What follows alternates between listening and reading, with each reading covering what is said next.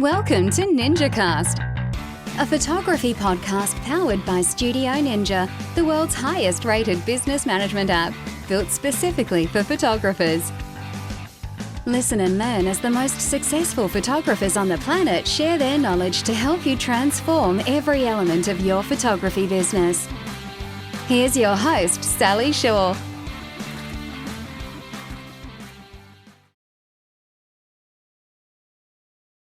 Hi guys, welcome to NinjaCast.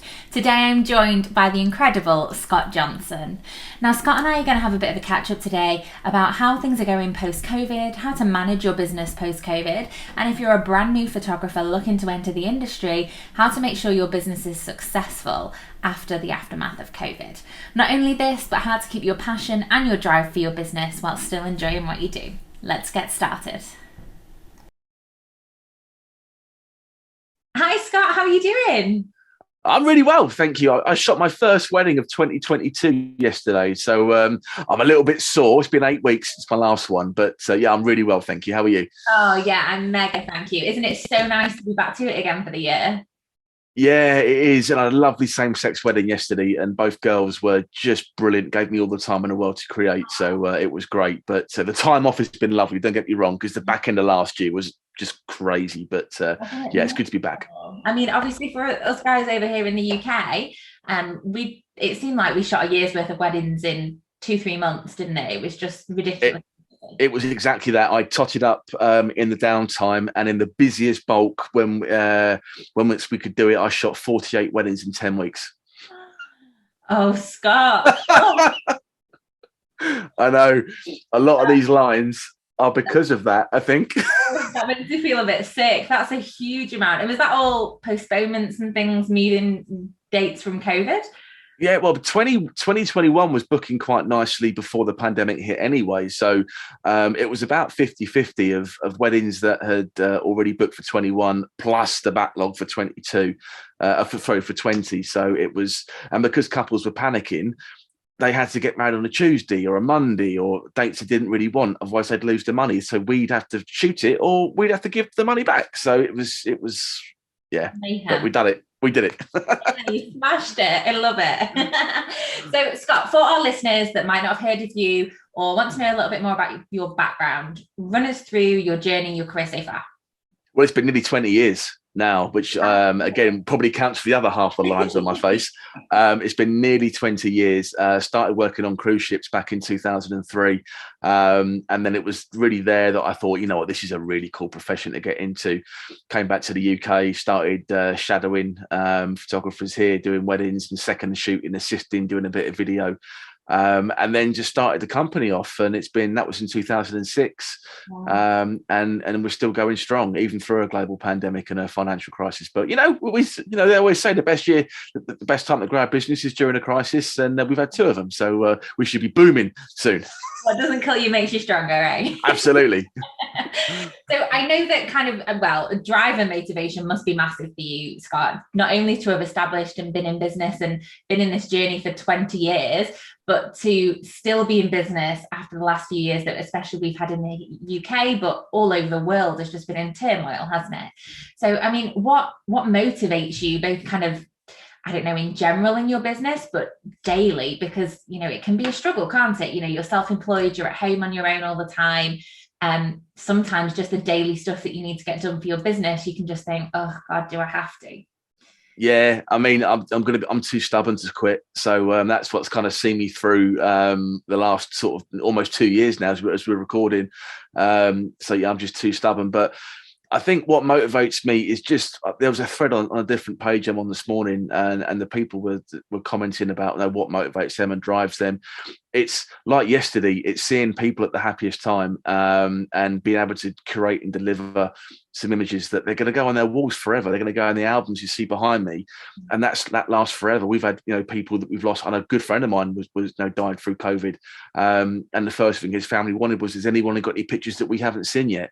And I think photography now is more important than ever, and that's what's driving me forward, is to help create these memories that are going to last long after we've all gone. Absolutely. Do you know, it's funny that you say that, actually. So I got married in the December of 2019, in between Christmas and New Year. So it was, little did we know really at the time, just a couple of months before we would have gone into lockdown in the March, and all that happened. But literally about a week before we went into lockdown, my husband's uncle died. And at the time, they didn't recognize it as COVID, but looking back with his symptoms and things and how he was in hospital and he was okay one minute and the next he was gone, I'd put money on it. It was COVID. But literally that day that we found out that, his time was up, he was going to be gone in a few hours, all we were doing was looking through the wedding photos of our wedding 3 months prior, and he was the life and soul of the party. And there's so many, there's photos of him with 2 drinks in his hand, walking to the dance floor, thinking, legend. I've been absolute legend. It's things like that, isn't it? That you think, especially after that, I approached weddings so much differently subconsciously, I think last year, that I thought, any one of these people in front of me might not be here in a year. It's terrifying, isn't it?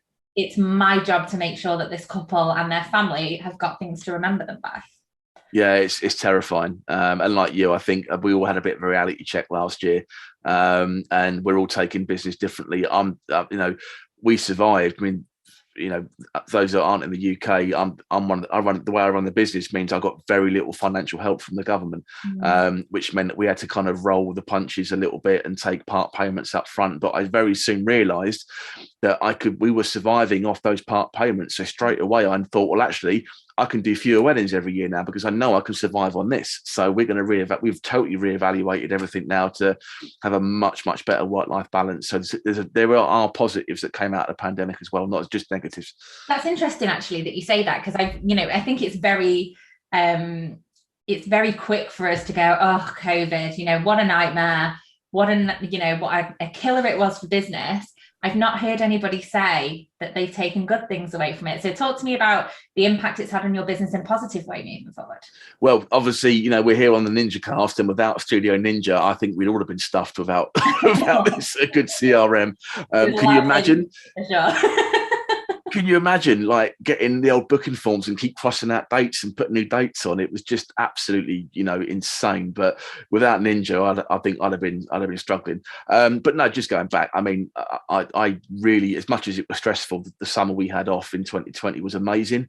And my little girl, she'll be 9 this summer. And I really enjoyed that time off with her. And I think it's brought together the family bond that we've got here, and it means that I'm going to be shooting fewer weddings.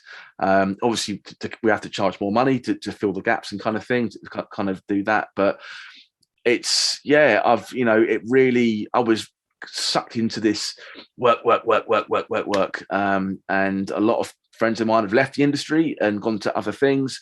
But I love this industry so much. I'm going nowhere, but I have rejigged the business to kind of make it work for me now, and I can work on the business rather than in it, if that makes any sense. It does. No, it does perfectly, because I think we're all guilty of feeling like we're trapped by business sometimes, aren't we? And there's this big long list of to-dos that you're only ever adding to and not taking away from. And it's important, isn't it, to work on your business and not in it, not let it control your life. It's there to facilitate your life and give you a better life.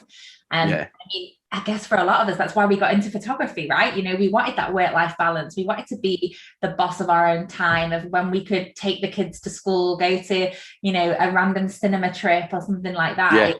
But then when you're in it, you kind of forget that was the reason you got here in the first place. Yeah, I think we're very keen, and a good friend of mine, Jerry Gionis, he said that we spend a lifetime immortalising other people's families. We often forget about our own, and that's what the pandemic had really kind of reassessed for me. And family is much more important than photography at the minute. Obviously, photography pays the bills, but we have to find that balance and get that learn to get that balance back. Definitely. I think COVID definitely brought that for a lot of people, didn't it? I know me, myself, I was still, doing as much as I could through COVID to keep busy. And I'm definitely one of those people that I sit down and I'm like, what could I be doing? What can I do now instead of sitting watching the telly? But we had my husband's daughter with us all throughout COVID, because her mum is a social worker. So she was still frontline out doing what she does. So she lived with us for 3-4 months, and it was just so lovely just to be able to just, go out in the garden. And we had incredible weather in the UK, right? Like everything stopped. The weather was glorious. Which is, we don't get that very often here. No, I must confess that we did as lockdown continued and the weather was amazing, we found ourselves starting to drink that little bit earlier every day. It was just. We went to a new extreme and we built a garden bar. Good for you. Living the dream. So, I mean, for photographers out there, Scott, that, they're listening to all this and they're thinking, Jesus, they had it hard during COVID, these photographers. And, they're looking at it now and thinking, I want to come into this industry now post-COVID. I've seen everything everyone's been through. What are your tips for creating a sustainable, effective business now post-COVID? I think it's no. I've said it for years. Roll with the punches. I think no one knows what's in front of us. As long as you base yourself and you're true to yourself and you run a good business and you take good work and you're getting good feedback, that's all you need to do. It's being adaptable to change. Change is a good thing. You often see it flying around the internet about someone said that we've always done it this way is the most dangerous thing anyone can say. So it's okay to have a bad day. It's okay to wake up and go, oh, I can't be bothered today. That's fine. Just don't have too many of those, because it's very easy to become overwhelmed in this industry. But if you allow yourself to grow within the industry, honestly, it is the best thing you'd ever do. I mean, as you said, I do the school run most days. We go to clubs and stuff. I'm a bit more picky about what I do at weekends now.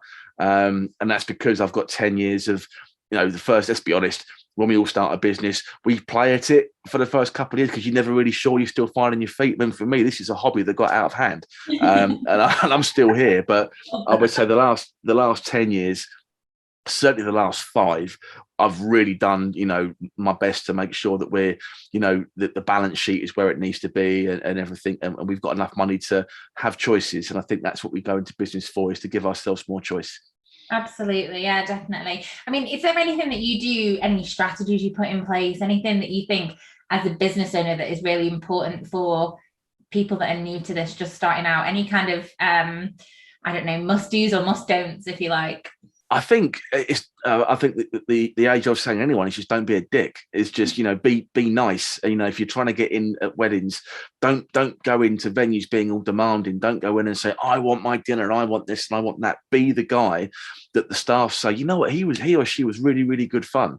We'd like to have him back. It's just be nice, be approachable. You have to give a lot at the start of business, but trust me, that does come back later on. I mean, I'm recommended at venues here now where I did a wedding show. The family was struck with COVID. I couldn't attend. I didn't want to attend because I hadn't had it yet. I didn't want to take it to a wedding show. I wasn't there, and I booked 3 weddings because the venue pushed me because they liked me being there. So just give you have to give a lot more, but it will come back. Love that. Fantastic. So alongside your photography, being a photographer, you're also involved in the awards side of things, aren't you? So tell us about that. Yeah, hopefully I don't blind you behind me.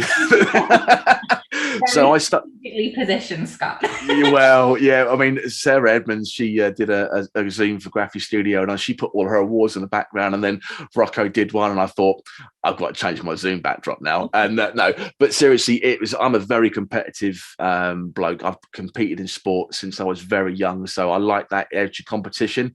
And this all started because my old manager on cruise ships, he won an award at the SWPP, and I thought, I want to win one of those. And that, to quote Michael Jordan from The Last Dance, that's all the motivation I needed. And it's gone through from there. But I wouldn't be talking to you now if I hadn't put myself into the award and qualification structure, because no one comes out of it a worse photographer as long as you listen and take on board what's being said by the judges. It's a scary process for some photographers, right? I mean, for a photographer that's never entered an award before, they might be listening to this thinking, awards? Absolutely. Yeah.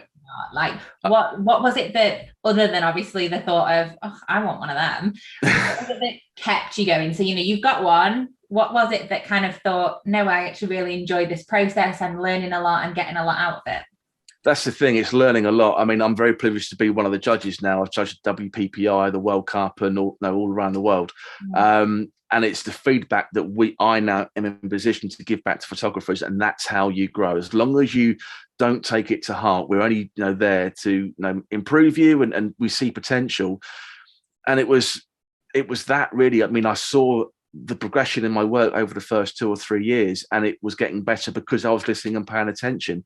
But don't forget, for everyone you see behind me that I've been successful, there's 30 that I haven't. So that's important as well, to realize that it's not all glamour. I still get very nervous. I mean, I've just sent my prints off for WPPI now.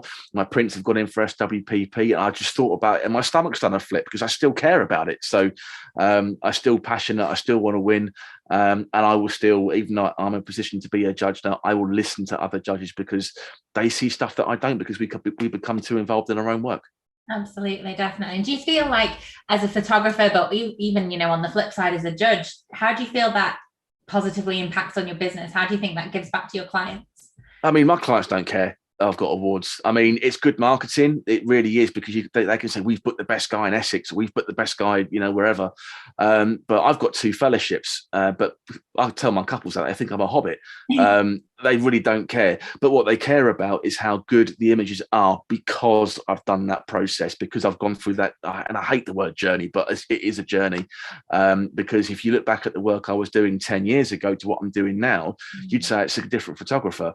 So I've invested myself and my time into that system because I knew that the outcome was going to be worth it. And anyone that's going to take that first step, it's the hardest one. It really, really is. But, you know, I promise you, as I said not long ago, you will not leave the process of worst photographer if you have your work judged. I guarantee it. It's definitely, I mean, I've never been, I think I entered a few, but none of the kind of the big ones when I was starting out in the first few years. And then it's just something that I never really thought about doing again. You know, as a photographer, I'm like, well, you know, I've got my bookings, I'm just cracking on my business kind of thing. But I can definitely see that, you know, it kind of challenges you a little bit more, doesn't it? Yeah. Think about what you're creating, the composition of a particular image, even right down to the second that you're creating it at a wedding. You know, I guess your thought process behind everything changes. Yeah, you do. I mean, again, through going through the system, my natural style is now the style I would enter for awards. But when I first started, there was definitely my style and an award style. And it's through, eventually that will just merge and become into one. But it's also really important to stay humble. So as a group of us at the societies in London, we can also compete for the wooden spoon. So what that is basically is a group of about 6 or 7 of us, and the lowest print score gets the wooden spoon that year. So, you know, it's okay to win, but we're trying to make light of it's okay to and I am the current holder of the wooden spoon. Love it. I mean, Scott, you live life at a million miles an hour. You've got loads going on. Your business is thriving. You're a really, you know, bubbly, interactive guy. Have you ever kind of felt like you're burnt out, you're knackered, you don't know how you're going to shoot the next wedding, you don't know how you're going to go to the next awards and do the next judging, you know, whatever it is you've got on? How do you kind of pull the reins back sometimes? How do you make sure that you are spending free time? Yeah, I mean, I can say exactly when it happened. It was the 18th of September, 2021. I was photographing a wedding. It was right at the end of that 48 in 10 weeks. And I sat down. The speeches were first before dinner. And I sat down, and I had the second shooter with me. And I looked at her and said, "Karen, I'm done." She said, "What?" I said, "I'm done. I've got nothing left to give. I've given everything in these last 10 weeks, and it's just the first dance to shoot." I converted a T5 van back in 2020, and I said to her, "Give me a shout." I went for a sleep in the back of the van. We've got a bed in the back, and I just had an hour just to recharge. And it is really important to take time off, even when you're busy. Give yourself a couple of days off. I mean, you know, otherwise, you know, I said before, you're working. We had no choice last year. We had to do what we did. We had no choice. But you need to, it's okay to have a couple of days off and just recharge and just, you know what, I'm just going to put joggers on and watch Netflix and just watch crap and eat pizza and drink beer. Because if that's what it is that you need to do to recharge your batteries, it's okay. It's fine. I think it's giving yourself that pass, isn't it, in a way? I think, you know, I said earlier, I'm a sucker for going, what do I need to do? What else can I do? What else can I, you know, what job should I be doing right now instead of sat slobbing on the sofa? And I think as a business owner, you can often feel a bit of guilt for not working, can't you? You know, or, you know, you subconsciously, your mind's kind of still ticking over in business mode. So I think it's also kind of training your brain to say, actually, no, you know, if you were employed, you'd have 2 days off a week minimum. And it's still then applying that to yourself in business. Yeah, the same. As I said, I take no guilt in going and have a cinema day during the week, even in a busy time, because you need, even if it's just 2 or 3 hours, just to switch off, detach yourself from what's going on, and then immerse yourself in another story, and then you come out and you'll feel refreshed, you'll feel more invigorated to carry on. Because, you know, as I said, what's the point? You know, we need to enjoy the free time and roll with the punches, and that's the biggest thing that anyone can take from this is roll with the punches. And as Dory said, just keep swimming. I love that film. So last little topic that I want to kind of cover with you, Scott, is side projects. So I know that's something that you're quite passionate about, you quite enjoy doing. And I mean, for me, as much as, you know, my brain's always ticking over, I think side projects, shit, I don't have time for that. Like, what? Where am I going to fit that in? But I think it's quite important, actually, sometimes that we do make that time to fit it in to benefit our business, right? Yeah, absolutely. I've said for years, I'm not a wedding photographer. I'm a photographer that shoots weddings, that makes money from weddings. And I enjoy doing street architecture, anything like sport. I'm trying to do a bit more sport photography now, because if I just shot weddings, as much as I love them, I'd go nuts. I really would go nuts, because they're intense. They're 8-hour days. But then again, I'm going out and shooting street photography because I'm working on my documentary side of my wedding. So I'm going to walk around London or Manchester or wherever and just go for a wander with a camera and just stand on a street corner and just watch and look, and then just take some pictures and go for it and see where the vibe takes me. Because, you know, we need to be as creatives. I think we need to be creative, but if we spend too long in our natural creative habitat, you become insular to it. And I think you need to branch out and try different avenues, because, you know, as I said, this is a hobby that got out of hand, and I want to do the hobby still. So I have a different camera when I'm shooting anything else apart from shooting weddings. So I have wedding cameras and I have a non-wedding camera, and that's what I take out to detach myself from work. And it goes back, my brain switches and says, this is pleasure. You can go and enjoy this now. I enjoy weddings, but it means that I can. Different though, isn't it? You know, when you're there in a professional paid capacity, yes, it's enjoyable. Yes, you love your job, but it's your job at the end of the day. Yeah. I mean, I think there's often kind of, I always see posts and things in Facebook groups about people worrying that they're getting stagnant with weddings. They're literally rinse and repeating the same poses, the same stuff, the same scenarios every time they go to a wedding. And I can see totally how that, you know, people will get into that rut, because, you know, really the format of a wedding day is very similar, isn't it? You know, you might change where the speeches sit, you might change the ceremony time a little bit, which will affect the rest of the day, but all in all, it's the same kind of stuff. Yeah, and the danger is, especially if you're, you know, like me, you spend a lot of time at the same venue, you can definitely see. Well, I've shot a venues 3 days in a row, Friday, Saturday, Sunday, and by the Sunday you're on autopilot, and that's wrong, because it's not fair to the couple on the Sunday, because you're doing the same stuff as what happened on the Friday. You got to mix it up, and I think we owe it to ourselves to be as creative as possible and try and think differently on the wedding day and try and think of something different. But honestly, go out, take a camera, go and shoot anything, go to the zoo and photograph animals, just get away from doing what you're doing. And then you'll find that little bit of a spark again as to why you picked that camera up in the first place. And then you get back to your next wedding or portrait shoot, and, you know, you'll have a bit more kind of energy about you.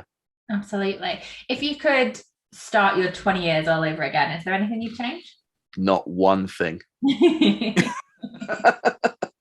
I always live and die by the sword, and even the mistakes are good mistakes. You know, it's okay to fail, but if you don't learn from that mistake, then you've done nothing. So I made a couple of absolute clangers, everybody. Yeah, but then I'm still here because I learned and I saw something happening again, and we changed it. You know, and we pivoted and we moved on.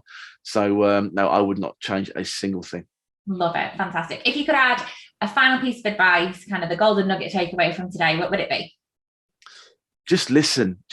I mean, photographers, we in consultations, it's very easy to try and sell what we like about our own product. I think it's important to listen to what the client wants about the product, because you might be trying to sell an album and the customer only wants a USB or a digital only, and you're going to lose that sale because you're not listening. So just listen, then pick up on what they are talking to you about, and then sell back to them from what you've listened. I think that's a really important thing that I've picked up on the last sort of 4 or 5 years, is learning to shut up and learning to open my ears and listen to what the client wants rather than me trying to sell what I think the client needs.